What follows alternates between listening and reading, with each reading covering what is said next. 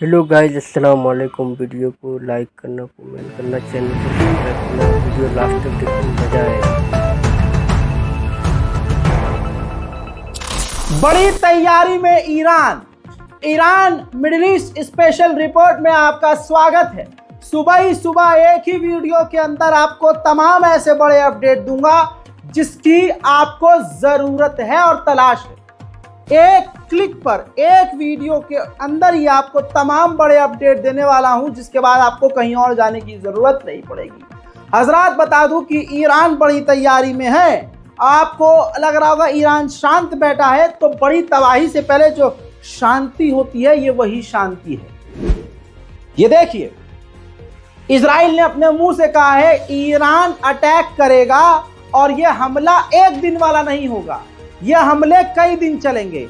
यानी ईरान एक बार हमला करके भूल नहीं जाएगा, बल्कि बैक टू बैक ईरान कई दिन तक हमला करेगा, ऐसा इजराइल की इंटेलिजेंस ने माना है। तो आप समझ सकते हैं कि जब दुश्मन कह रहा है कि बड़ा खतरा है, तो आप क्या ही कह सकते हैं। दुश्मन से आगे आप तो नहीं चल पा रहे हैं। उधर F-22 अमेरिका ने अपनी तमाम बड़ी ताकत मिडिल ईस्ट में और पर्शियन इलाके में तैनात कर दी है, और तमाम F-16, F-22 और तमाम जो खतरनाक उसके पास एडवांस फाइटर जेट हैं, वो तमाम के तमाम अभी कुछ घंटे पहले F-22 भी मिडिल ईस्ट में तैनात कर दिया है। लाल सागर के आसपास भी अमेरिका का जासूसी विमान, यानी पूरे मिडिल ईस्ट में अमेरिका ने अपनी सेना उतार दी है। वायुसेना, थल सेना, नौसेना।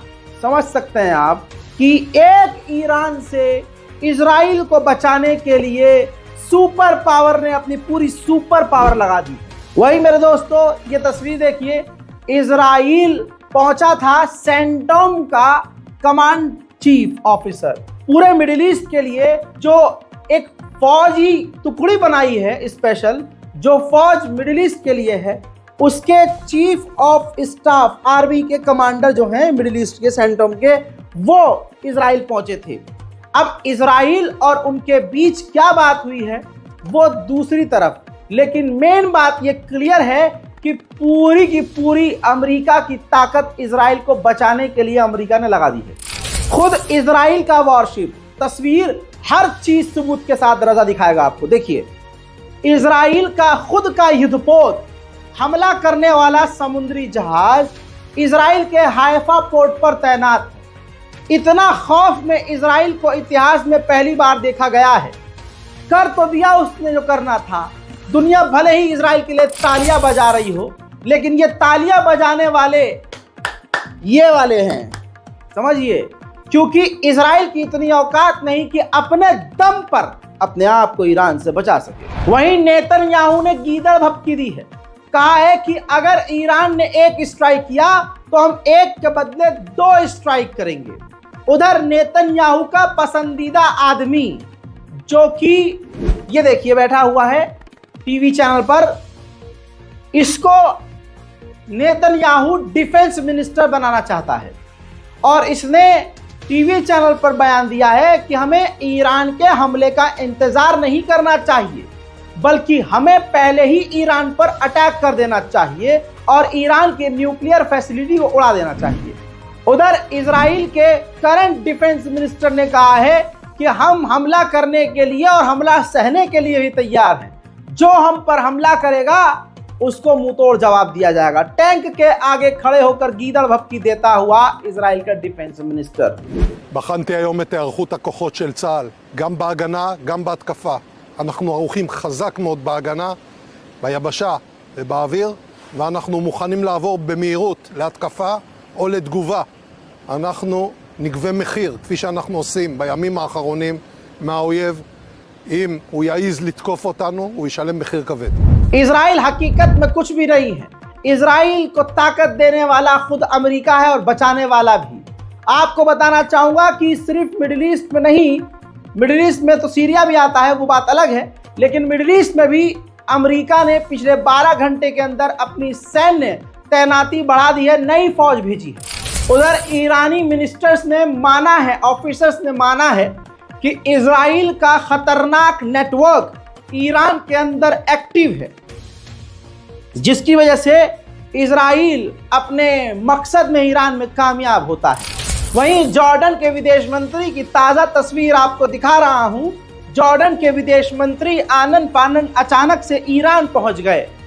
खबर ये क्लियर है और साबित हो रही है, क्योंकि कल मैं आपको बता चुका हूं कि जॉर्डन ने ईरान को धमकी दी थी कि अगर इजराइल के ऊपर हमला हुआ या हमारे एयर स्पेस का इस्तेमाल किया गया तो हम जवाबी कार्रवाई करेंगे, हम मिसाइलों को मार कर गिराएंगे। अब खबर यह है कि जॉर्डन के विदेश मंत्री ईरान को मनाने के लिए गए हैं कि वो हमला ना करे। दूसरी तरफ जॉर्डन के किंग की धमकी सुन लीजिए। जॉर्डन के बादशाह ने कहा है, ये जिसकी बीवी यहूदी है, इसने कहा है कि अगर हमारे रास्तों को, हवाई रास्तों को क्रॉस किया गया तो वो ऐसा होगा जैसे हमारी सिक्योरिटी तोड़ी गई है, हमारा कानून तोड़ा गया है और भाईचारा खत्म किया गया है। यानी ईरान को खुली धमकी अब जॉर्डन दे रहा है। बात ऐसी है कि इस्माइल हानिया के मारे जाने पर जॉर्डन ने निंदा नहीं करी थी, विरोध नहीं किया था, लेकिन जब जॉर्डन का विदेश मंत्री ईरान पहुंचा तो ईरान के पत्रकार ने गलेटवा पकड़ लिया और पूछ लिया कि यह बताइए कि इस्माइल हानिया को गैरकानूनी तरीके से मारा गया तो आपने निंदा क्यों नहीं की। तो जॉर्डन के विदेश मंत्री ने तुरंत निंदा की, कहा कि सरासर ये गलत है, ऐसा नहीं होना चाहिए था और हम ये चाहते हैं कि गाजा की जंग जल्द से जल्द खत्म हो। सुनिए। اکد محور مقاومت تاکید کرده که پاسخ به ترور شهید هنیه قطعی است. موضع دولت اردن در این باره چیست؟ بالنسبة لاغتيال رئيس المكتب السياسي درباره ترور اسماعیل هنیه رئیس دفتر سیاسی حماس، اردن این ترور را محکوم کرد و این ترور را جنایتی زشت و اقدامی تنش‌زا خواند که نقض قوانین بین‌المللی و نقض حقوق بشر و همچنین نقض حاکمیت کشورهاست. ما این اقدام را کاملا محکوم می‌کنیم و خواستار تحرک مؤثر برای توقف جنگ علیه غزه هستیم. उधर नेतन्याहू अपने कैबिनेट के साथ, तस्वीर एक्सक्लूसिव दिखा रहा हूं, मीटिंग कर रहा है और ये मीटिंग हर 2-3 घंटे में बार बार हो ही रही है। जिसका मुद्दा और जिसकी बात ये है, जिस मीटिंग में बात ये हो रही है नेतन्याहू की तरफ से कि कोई भी अगर हम पर हमला करेगा तो हम उस पर डबल ताकत से हमला करेंगे। उधर बाइडेन ने बयान दिया है ईरान के लिए कि मुझे उम्मीद है कि ईरान मिडिल ईस्ट में टेंशन कम करेगा, हालात को कंट्रोल करेगा, लेकिन ये मुझे हकीकत में नहीं पता कि आगे क्या होने वाला है और ईरान क्या करेगा। हजरात, ईरान पूरी तरह से चुपके से, बड़ी शांति से, बड़ी तैयारी में लगा हुआ है। सबूत दिखाऊं आप? तस्वीर देखिए। इलेक्ट्रॉनिक वॉरफेयर जैमर, हथियारों को, दुश्मन के हथियारों को जाम करने वाले रूसी हथियारों को ईरान ने तैनात कर दिया है। सुभान अल्लाह। दोस्त हजरात, एक अंदर की खबर बताता हूं। ओमान के जरिए अमेरिका की एक टीम चुपके से, ओमान ने बातचीत करवाई, अमेरिका की एक टीम तैयार हुई और वो तेहरान पहुंची। अंदर की खबर बता रहा हूं, कोई नहीं बताएगा। और ईरान से बातचीत करी कि ईरान ठंडा हो जाए और ईरान इजराइल पर हमला ना करे। इतना ही नहीं, उस अमेरिकी डेलीगेशन ने ईरान के ही 10 ऐसे लोगों का नाम ईरान को सौंप दिया जो ईरानी मूसाद के एजेंट हैं। और अमेरिका ने 10 लोगों का नाम इसलिए दिया, अपने एजेंट, इजरायली एजेंट से गद्दारी इसलिए करी ताकि ईरान 10 मूसाद के एजेंट को गिरफ्तार करके शांत हो जाए। लेकिन ईरान शांत फिलहाल तक नहीं हुआ है। आइए दोस्तों, मैं कई खबर ऐसी आपको अब तक बता चुका हूं जिससे यह क्लियर हो गया होगा आपको कि ईरान हमला 100% करेगा और ईरान पूरे एक्शन में है।